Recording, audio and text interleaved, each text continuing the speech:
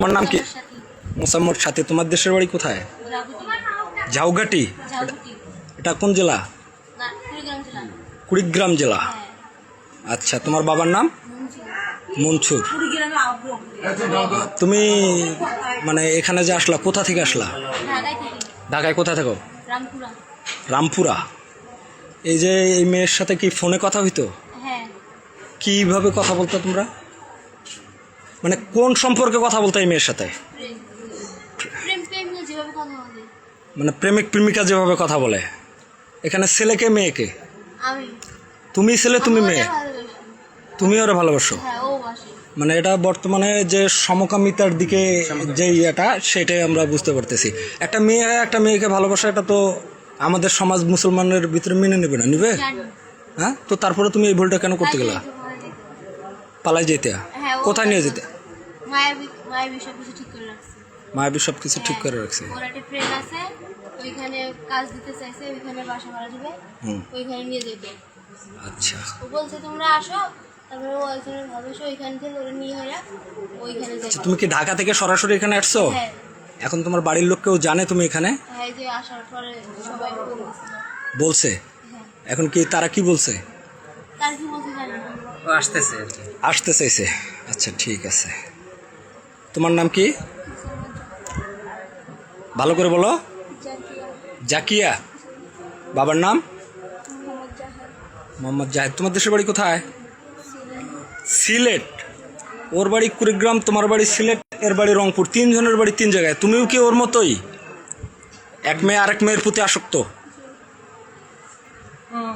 দুনিয়ার কিয়ামত হতে আর বেশি দেরি নেই, সেটা তোমরাই আলামতগুলো দেখাইতেছো। আচ্ছা, যাই হোক, তুমি এই যে প্যান্ট পরছো, শার্ট গায়ে দিছো, ছেলের মতো ফুল গেট আপ নিয়ে, নাকে তো আবার নাক ফুল আছে, ছেলের মতো শার্ট প্যান্ট পরলেও তো ছেলে হইতে পারো নাই। এদিক তাকাও, ক্যামেরার দিকে তাকাও। এই ধরনের আর কার কার সাথে করছো এরকম?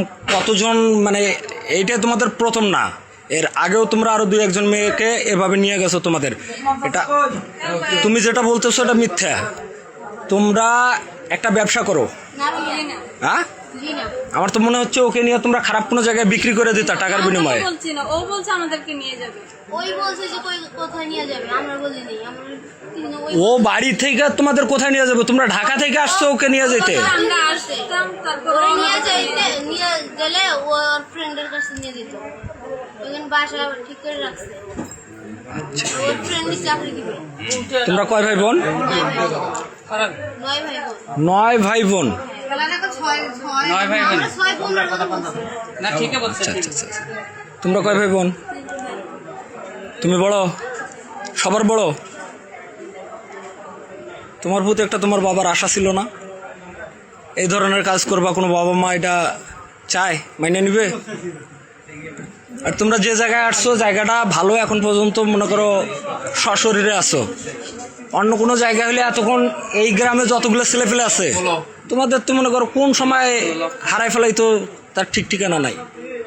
আচ্ছা, যাই হোক, যদি কোনো মিথ্যার আশ্রয় নিয়ে থাকো, তাহলে সেটার জন্য পরবর্তী তোমাদের শাস্তি হবে, যদি কোনো এর ভিতরে মিথ্যা প্রমাণ হয়। আমি ওর সাথে, ওই মেয়ের সাথে, মায়াবীর সাথেও কথা বলবো। ওর ফ্রেন্ড কার কাছে কোথায় নিয়ে যেতে চাইছে সে তথ্যগুলো বের করব।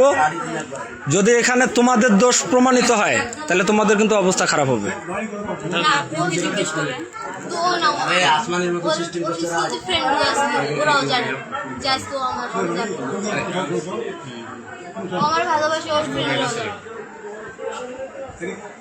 তোমরা একটা বড় চিন্তা করলা না যে ও না তোমাদের মতো কারো মায়ের সন্তান, ওদের বাবা মার কাছে জানাই ব্যাপারটা? আচ্ছা, কি তোমরা এই একটা মেয়ে আর একটা মেয়ে, কি এটা কোনো মানে কোন সমাজে তোমরা বাস করো? তোমার তো বয়স হয়েছে বোঝার মতো। বয়স কত? 16 বছর। স্বাভাবিক, বোঝার মতো বয়স, যথেষ্ট বয়স হয়েছে। তোমার গায়ে যদি একজন হাত দেয়, তুমি বলতে পারবা যে আমার গায়ে হাত দিছে? বলতে পারবো না? তাহলে তোমার বোঝার বয়স হয়েছে তো, তাহলে তুমি এই কাজটা কিভাবে করতে গেলা? ওর বয়স কত? হ্যাঁ, তোমার থেকেও ছোট। তোমার বোঝার দরকার ছিল, ওকে বোঝানোর দরকার ছিল। তোমার বয়স কত? 15 বছর। আর আগের কালে আমাদের মা বোনেরা যারা বিয়ে শাদী হয়েছে, 18-20 বছরও কেউ এই কথা মুখেও তোলে নেই। আচ্ছা যাই হোক, এখন সর্বশেষ কথা হচ্ছে তোমাদের ফ্যামিলির লোকজন আসলে তোমাদের একটা ব্যবস্থা করা হবে, সেটা ফ্যামিলির লোকজনের কাছে দেওয়াই হোক বা আইনের হাতে উঠাই দেওয়াই হোক, যেটাই হোক করা হবে।